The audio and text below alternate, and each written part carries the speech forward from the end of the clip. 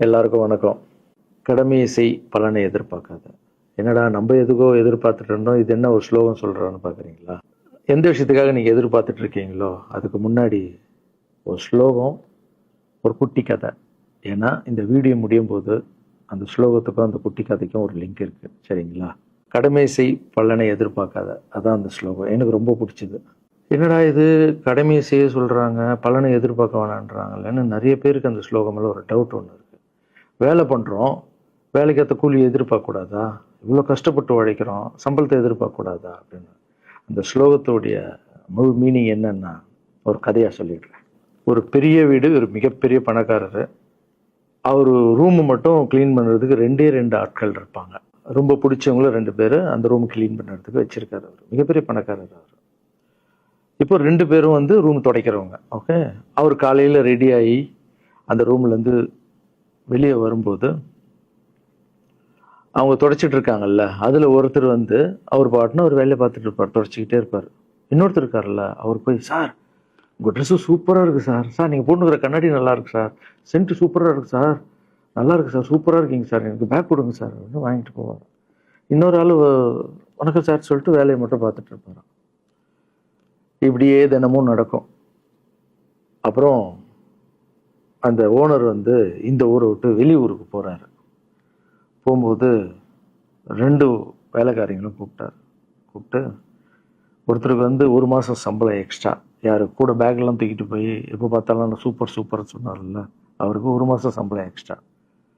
இன்னொரு ஆளுக்கு ஒரு வீடு வாங்கி கொடுத்து அவரை, நீ என் கூடவே வந்துரு, நான் அவர் கூடவே அவரை கூப்பிட்டு போகிறேன். இவன் ஓடி போய் கேட்டானா, சார் என்ன சார் தினமும் நான் தானே சார் உங்கள் பேக் எடுத்துருந்தேன், நான் கொடுத்த வேலையை நீ கரெக்டாக பண்ணல, நீ ஜால்ரா அடிக்கிறதுலையே இருந்த, எனக்கு இது நல்லா இருக்கு அது நல்லா இருக்குன்னு. ஆனால் அவன் வேலையை மட்டும்தான் பார்த்தான். வேலையை கரெக்டாக பார்த்தா பலனு கடவுள் கொடுப்பாரு, அந்த பலன் தான் இது அப்படின்னு சொன்னாங்க. இப்போ விஷயத்துக்கு வருவோமா? திருச்சி கிழக்கு தொகுதி. இன்னைக்கு நான் என்ன முடிவு சொல்கிறேன் இதுதானே. நான் திருச்சி கிழக்கில் நிற்கணும்னா நான் முதல்ல அரசியலுக்கு வரணும்.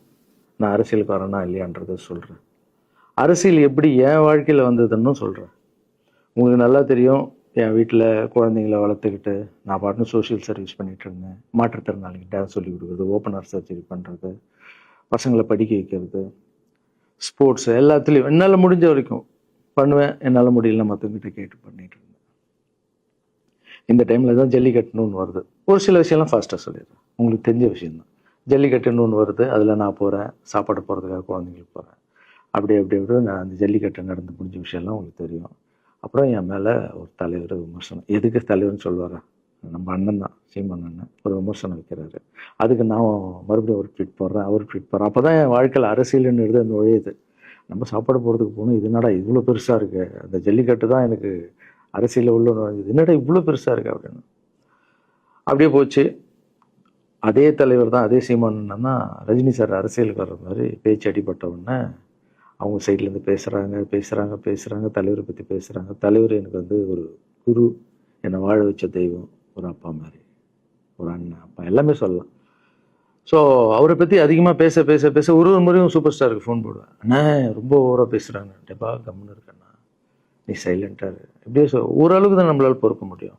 அதுக்கப்புறம் ஆடியோ ரிலீஸ் ஃபங்க்ஷனில் என் மனசில் இருக்கிறதெல்லாம் உடச்சி சொன்னேன், அதை நீங்களும் பார்த்துருப்பீங்க, தெரியும். அதுக்கப்புறம் ஒரு ரஜினி சாருக்கு ஒரு ஃபங்க்ஷன் வந்தது, அந்த ஃபங்க்ஷன்லேயும் பேசினேன் இதை பற்றி. உங்களுக்கு தான் தெரியுமா அந்த வீடியோ, யார் ஓட்டப்பந்தயத்தில் ஜெயிக்கிறது, இப்போ கூட அந்த வீடியோ போயிட்டுருக்கு. அதை பேசணும், அது பாட்டு அப்படியே போயிட்டு இருந்தது. அதுக்கப்புறம் பார்த்தீங்கன்னா ரஜினி சார் அரசியலுக்கு வரேன்னு அனௌன்ஸ் பண்ணுறாரு. பண்ணோடனே நான் போய் தலைவரை பார்க்குறேன், என்ன வரீங்களா, நான் நியூஸில் வருது, ஆமாக்கா நான் வரேன். இன்னும் பயங்கர சந்தோஷம். ஏன்னா வாழ்க்கையில் ஒளி ஏற்றி வச்சவர், அவர் அரசியலுக்கு வர்றாரு, அவருக்கு சப்போர்ட்டிவாக இருக்கணும் நம்ம. அப்புறம் எல்லாருக்கிட்டையும் போய் நம்ம கேட்டுட்டு இருக்கோம், தலைவர் வந்துட்டாருன்னா எல்லாமே குழந்தைங்களுக்கு இன்னும் நிறைய பண்ணலாம் அப்படின்னு, என்ன நானும் வரேன்னு அப்படின்னா ரொம்ப சந்தோஷம் அப்படின்னு ஸ்ட்ரெயிட்டாக கிளம்பி நான் ட்ரஸ்ட்டுக்கு வரேன். என்னுடைய ட்ரஸ்ட்டு, என்னுடைய ஃபேன்ஸு எல்லாரையும் கூப்பிட்டு என்னுடைய வெல்விஷர்ஸ் எல்லாரையும் கூப்பிட்டு உட்கார வச்சு தலைவர் அரசியலுக்கு வராரு. புரியுதுங்களா? எனக்கு வந்து எழுத படிக்க தெரியாது, அதான் ஒரு ட்வீட் பண்ணணும், இதெல்லாம் ரெடி பண்ணுங்கன்னு தமிழில் சொல்லிவிட்டு அவங்க ரெடி பண்ணிட்டு இருக்க ஒரு டீம். இன்னொரு டீம் உட்காந்து என்கிட்ட கேள்வி கேட்குறாங்க, தலைவர் அரசியலுக்கு வந்து அவர் வந்து சிஎம் ஆயிடுவார், நீங்கள் வந்து அமைச்சர் ஆகிடுவீங்களாண்ணே, சுகாதாரத்துறை அமைச்சர் தான் நம்ம வந்து ஆப்ரேஷன் நிறைய பண்ணலாம், இன்னொருத்தர் கல்வித்துறை எடுத்தா நிறைய படிக்க வைக்கலாம். டேய், கடமை செய்யணும், பலன் எதிர்பார்க்கக்கூடாது. சுகாதாரத்துறை அமைச்சர், இது வந்து கல்வித்துறை, இதெல்லாம் படிச்சவங்க வர இடம். அண்ணன் படிக்கலடா. எல்லாருக்கும் படிச்ச இடத்த போட்டு ஒரே இடத்துல போய் முடங்கி போய் படிப்புனா படிப்பு மட்டும், எல்லாம் கட்சி வளரட்டும், தலைவர் வரட்டும், எல்லா துறையிலேருந்து ஹெல்ப் கேட்டு நல்லா பண்ணுவோம், பெரிய ட்ரஸ்ட் கட்டுவோம். இப்போனா சின்ன ட்ரஸ்ட்ல தான் நம்ம இருக்கோம். சின்ன வீட்டில் 60 குழந்தைங்க நீங்கள் இருக்கீங்க, 100 ஏக்கரில் கட்டுவோம். ஊனமுற்றோர்கள் இந்த பக்கம் திருநங்கைகளுக்கு இந்த பக்கம் முதியோர்களுக்கு ஒரு பெரிய ட்ரஸ்ட் கட்டி பண்ணுவோம்டா. சூப்பர்ண்ணா. இன்னொருத்தர் டக்குன்னு அங்கேருந்து, அண்ணா நம்மளை ஏற்று பேசிட்டு இருக்காருல்ல சீமான் அண்ணன், அவருக்கு ஆப்போசிட்டாக எதிர்த்து நில்லுங்கண்ணே. அது அரசியல் இல்லை. ஒருத்தர் மேலே கோவத்தால் நம்ம அரசியலுக்கு வந்தால் அது வந்து வெறுப்பு அரசியலாக மாறும். அரசியல்ன்றது மக்களுக்கு நல்லது பண்ணுறதுக்காக வரணும்.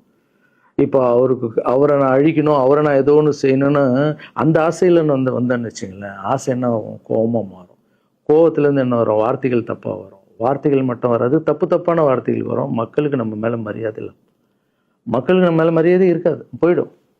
ஸோ அதால் அரசியலுக்கு வரோன்னா அவரை அழிக்கிறேன் இவழையாக இருக்கிறேன், பதிவை பற்றி பேசுகிறத ஃபஸ்ட்டு விடுங்கடா, ஃபஸ்ட்டு வேலையை பார்ப்போம்டா. நம்ம தலைவர் வரோன்னு சொல்லிட்டாரு, ட்வீட் போடுங்களா அப்படின்னா ட்வீட் போட்டுட்டு அங்கேருந்து போட்டுட்டு வீட்டுக்கு போகிறேன்.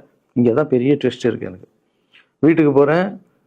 வீட்டுக்கு போனோன்னா எப்பவும் நான் அம்மா கிட்ட போய் ஒரு விஷயத்த சொல்கிறதுக்கு முன்னாடி ஒரு சர்ப்ரைஸ் ஒன்று பண்ணுவேன். எங்கள் அம்மா கோவில் கட்டுறது கூட, கோவில் கட்டிட்டு ஸ்டாச்சுலாம் ஆர்டர் பண்ண அப்புறம் தான் அந்த ஸ்டாச்சுவே காமிச்சாங்க அம்மாவுக்கு. அதே மாதிரி அரசியல் விஷயத்துலையும் போய் சொல்லலான்னு அம்மாவை கூப்பிட்டு ஃபேமிலியெல்லாம் உட்கார வச்சு, அம்மா தலைவர் அரசியலுக்கு வர்றாரு, சரி கண்ணா, நானும் அரசியல் போடுறேன், இங்கே பரமா ட்வீட் போட்டிருக்கேன் அப்படின்னு அம்மா முகம் டக்குன்னு மாறிட்டு ஓகே கண்ணா, ஓகே நான் சாப்பிடலாம் அப்படின்னு எழுந்து போயிட்டாங்க. என்ன இப்படி போக மாட்டாங்களே, ஒரு விஷயத்த சொன்னால் சூப்பர் கண்ணான்னு பேசுவாங்கல்ல, 1 hour அதில் இருக்கிற நல்லது கெட்டது எல்லாம் பேசுவாங்க, என்ன போயிட்டாங்க அப்படின்னு ஒரு ஃபீல். சரி, இது உடம்பு சரியில்லை போல, அப்செட்டில் விட்டேன். அப்புறம் 2-3 நாள் அவங்ககிட்ட பேசவே மாட்டுறாங்க. கூப்பிட்டு என்னம்மா உனக்கு பிரச்சனை, ஏதாவது தப்புன்னா அடின்னா அடிச்சிடுமா, என்னம்மா இப்படி பேசாமல் இருக்குன்னா, இல்லை கண்ணா நீ அரசியல் போனது எனக்கு பிடிக்கல அப்படின்றாங்க. ஏமா அரசியல் போனால் பிடிக்கல? இல்லை கண்ணா, அது ஒரு சாக்கடை, அரசியலுக்கு போகக்கூடாது, அது வந்து பணம் கொடுக்குறாங்க அரசியலுக்கு, ஓட்டு வாங்குறதுக்கு பணம் கொடுத்து தாங்க நான் ஜெயிக்கிறாங்க. அதுக்கப்புறம் ஜாதி இல்லைன்னுவாங்க, ஜாதி இருக்குது, மதம் இல்லைன்னுவாங்க, மதம் இருக்குது. அந்த சாக்கடைக்குள்ளே நீ போகாதப்பா.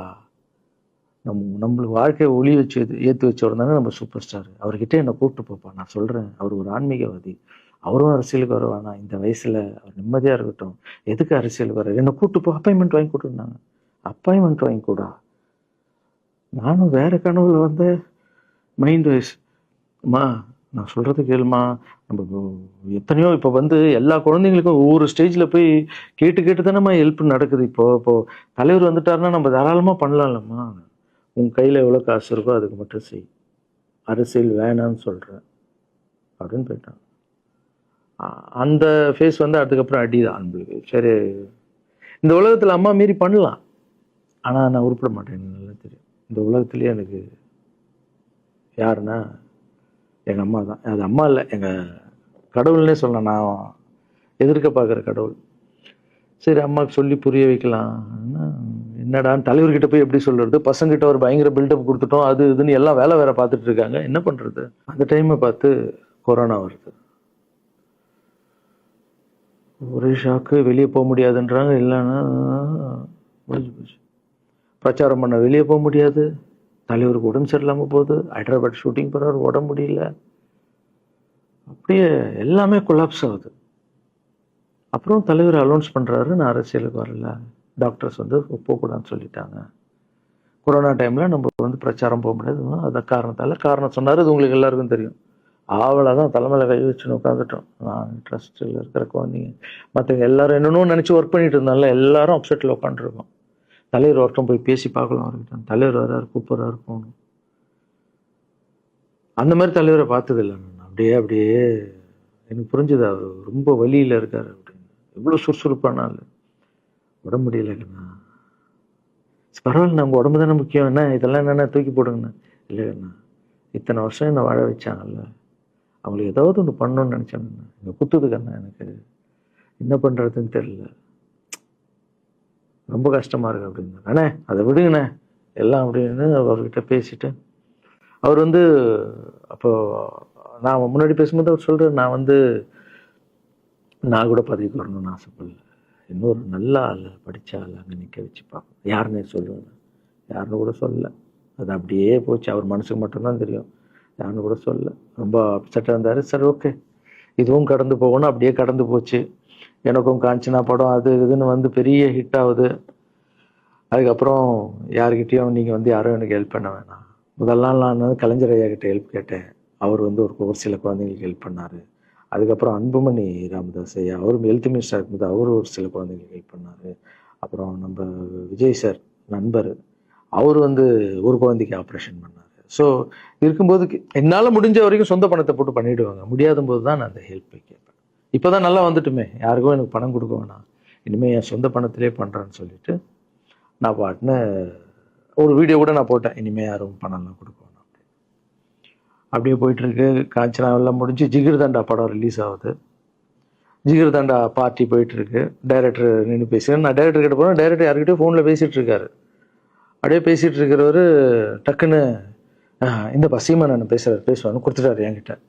அவருக்கும் தெரியாது நான் பேச போகிறேன். அவர்கிட்ட லாரன்ஸ் பேசுவார், சீமான் ரெண்டு பேரும் சைலண்ட்டு. நானும் எதுவும் பேசலை, சீமானும் எதுவும் பேசலை. அப்படியே ஒரு நிமிஷம் அப்படியே நிற்கிறோம். பெரியவர் இல்லை இருந்தாலும் அண்ணன் அப்படின்னு, அவ்வளோதான் அண்ணன். பயங்கர பாசம். எந்த இடத்துல கோவம் இருக்கும் அந்த இடத்துல குணம் இருக்குன்னு சொல்லுவாங்கள்ல. அண்ணன் புகழ்ந்து தள்ளுறாரு ஜிகர் தண்டாவை. இப்படி பண்ண கண்ணா, அப்படி பண்ண இவ்வளோ சூப்பராக பண்ண, அந்த சீன் எனக்கு ரொம்ப பிடிச்சதுன்னு. அவருடைய அன்பு தான் தெரியும்ல, எல்லாமே அதிகமாக இருக்கும் அண்ணன்கிட்ட.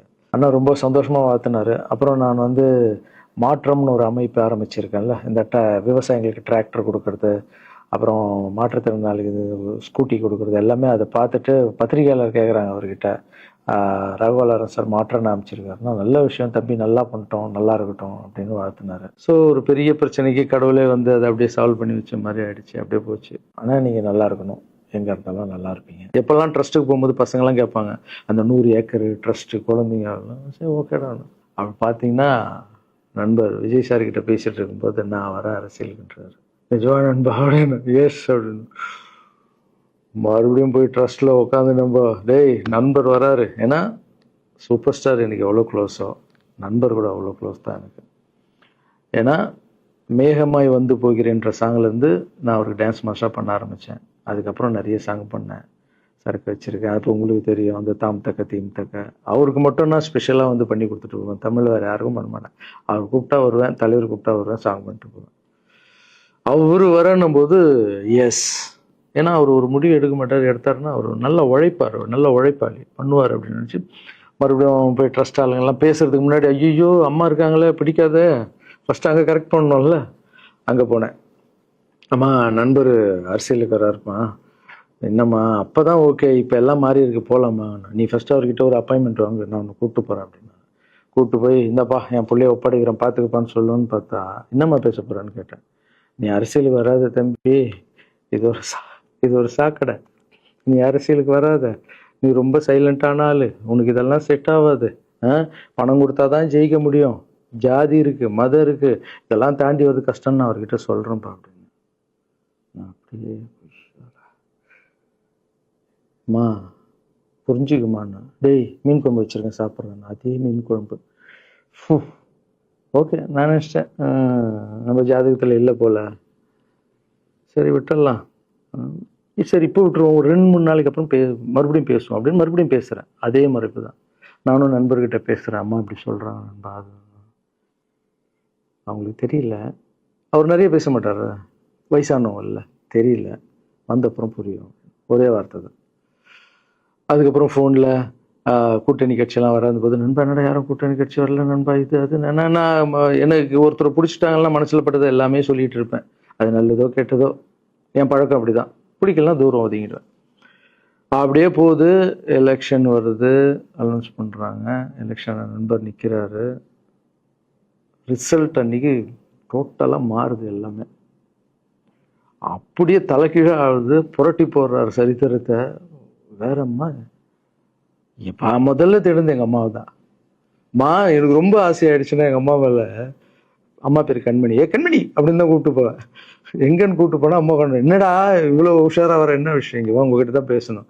நீ என்னம்மா சொன்ன, பணம் கொடுத்தாதான் ஓட்டு போடுவாங்க, ஜாதி இருக்கு, மதம் இருக்கு, புது ஆளுங்களை வர விட மாட்டாங்க, ஜெயிக்க முடியாது, இதெல்லாம் சொன்னல. நண்பர் ஜெயிச்சிட்டார் பத்தியம்மா. அந்த ஒரே ஒரு முகத்துக்காக ஓட்டு போட்டிருக்காங்க. நம்பிக்கையான ஆள் வந்தா போடுவாங்கம்மா, நல்லவங்கலாம் வரலாமா, புரிஞ்சுக்கம்மா, என்ன விடுமா. இப்ப என்னம்மா சொல்ற அப்படின்னு கேட்டேன். முதல் முறையா எங்க அம்மா முகத்துல ஒரு சிரிப்பை பார்த்தேன். ஆமா கண்ணா, அந்த புள்ள எல்லாத்தையும் மாத்திடுச்சு, இவ்வளவு பெரிய வெற்றி அடிவாருன்னு நான் எதிர்பார்க்கலப்பா. ஒரு நல்ல மனுஷன் வந்து பண்ணணும்னு நினைச்சா அது முடியுங்கண்ணான்ற நம்பிக்கை எனக்கு வந்திருக்குப்பா அப்படின்னு அம்மா சொன்னான். அப்ப என்ன போயிடலாமா, ஓகேவா அப்படின்னு கேட்டேன். போகண்ணா, நீ நினைச்ச மாதிரி பண்ணு அப்படின்னு அம்மா சொன்னோன்னு காலில் சாஸ்தாமா வந்தேன். தேங்க்யூ ஸோ மச்மா அப்படின்னு. ரொம்ப ஹாப்பி நான். அம்மா ஓகே சொல்லிட்டாங்க அரசியல் வர்றதுக்கு. இப்போ நான் தாய்க்கு நிகரான்னு நினைக்கிறேன். என் ரசிகர்கள் கேட்குறேன், நான் அரசியலுக்கு வரலாமா? இதை பார்த்துட்டு இருக்கிறவங்களுக்கு, இந்த மக்களை கேட்குறேன், நான் அரசியலுக்கு வரலாமா? அந்த தகுதி எனக்கு இருக்கா? நீங்களும் சொல்லுங்க. இந்த வீடியோ பார்த்துட்டு இருக்கவங்க கமெண்ட்ஸ் போடுங்க. பசங்களா, இவங்க தான் என்னுடைய 22 வருஷத்தினுடைய உழைப்பு. அரசியலுக்கே வராமல் மக்களுக்கு நான் செஞ்ச சேவை உங்கள் கண்ணு முன்னாடி நிப்பாட்டியிருக்கேன். இப்போ உங்கள் வயசு என்ன? 22 வயசாகுது. ஒரு வயசில் என் கையில் வந்தார் இவர். அந்த ஃபோட்டோவை நீங்களே பாருங்கள். இப்போ 22 வயசு. ஒரு குழந்தைய வளர்க்குறதுக்கு நீங்கள் எவ்வளோ கஷ்டப்படுவீங்க உங்களுக்கு தெரியும் இல்லை? அந்த கஷ்டம் என்னென்னா, ஸ்கூலுக்கு அனுப்புறது ஃபீஸ் கட்டுறதுலேருந்து, உடம்பு சரியில்லாமல் போனாலும் அவன் ஆசையில் நிறைவேற்றுறதுலேருந்து, ஒரு குழந்தைக்கு அப்படி இருந்தால் 60 குழந்தைங்களை வளர்த்துருக்கேன். எவ்வளோ பிரச்சனை வந்திருக்கேன், எவ்வளோ நோய்கள் வந்திருக்கும், எவ்வளோ நைட் தூங்காமல் வந்திருக்கேன், அதில் எவ்வளோ டிஸ்டர்ப், அதுவும் என் வீட்டில் வளர்த்துருக்கேன். இதெல்லாம் எதுக்கு பண்ணேன்னா, எந்த ஒரு எதிர்பார்ப்பும் இல்லாமல் கடமை செய் பலனை எதிர்பார்க்காதன்ற அந்த வார்த்தை எனக்கு ரொம்ப பிடிக்கும். அதுக்காக செஞ்சுருக்கேன், என் மக்களுக்காக செஞ்சுருக்கேன். ஏன்னா மக்கள் தான் என் படத்தை பார்க்குறாங்க. மக்களால் தான் நான் கார் வாங்குறேன், வீடு வாங்குறேன், சந்தோஷமாக இருக்கேன். அவங்களுக்கு இந்த சொசைட்டிக்கு நான் ஏதாவது பண்ணணும். அரசியலுக்கு வர்றதுக்கு முன்னாடியே பண்ண விஷயங்கள் பார்த்தீங்கல்ல. 22 வருஷம் உழைச்சிருக்கேன். ஒரு கதை ஒன்று சொன்னல, 2 வேலைக்காரங்க இருந்தாங்கன்னு. சின்சியராக யாருக்கும் ஜாலர் அடிக்காமல் எதுவும் பண்ணாமல் என் தொழிலுக்கு தர்மமாக, என் மக்களுக்கு தர்மமாக என்ன பண்ணணுமோ 22 வருஷம் உழைச்சி உங்கள் கண்ணு முன்னாடி நிப்பாட்டிட்டேன். அந்த ஓனர் ஒரு பலன் கொடுத்தார்ல, அந்த ஓனர் யார் தெரியுமா? கடவுள்.